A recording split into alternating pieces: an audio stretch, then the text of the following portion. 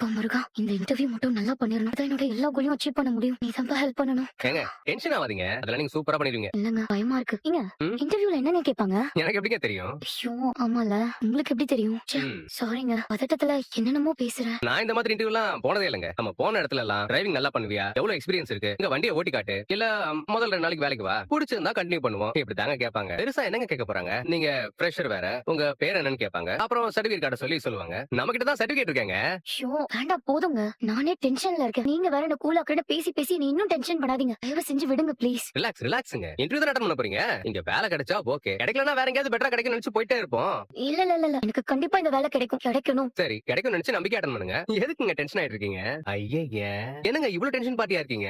மூஞ்ச உருன்னு வச்சிருக்கீங்க. இப்படியே போனா எப்படிங்க வேலை கிடைக்கும்? நல்லா கான்ஃபிடென்ட்டா சிரிச்ச முகத்தோட சீக்கிரமே இந்த கம்பெனிக்கு ஓனர் ஆக போற மாதிரி கெத்தா போய் பேசுறதாங்க நல்லா இருக்கும். ஏங்க என்னங்க பண்றீங்க? பணம் எடுக்கிறேன். எதுக்கு இப்ப பணம் எடுக்கிறீங்க? நீங்க என்ன கூட்டு போயிட்டு வந்தீங்கல்ல, அதுக்கு. ரொம்ப டூ மச்சா பண்ணாதீங்க. என்னங்க அவமானப்படுத்துறீங்களா? அப்படிலாம் இல்லங்க. உங்களுக்கு நிறைய வேலை இருக்கும். எனக்காக அந்த வேலையெல்லாம் விட்டுட்டு இவ்ளோ நேரம் டைம் ஸ்பெண்ட் பண்ணிருக்கீங்கல்ல, அதுக்காக தான்.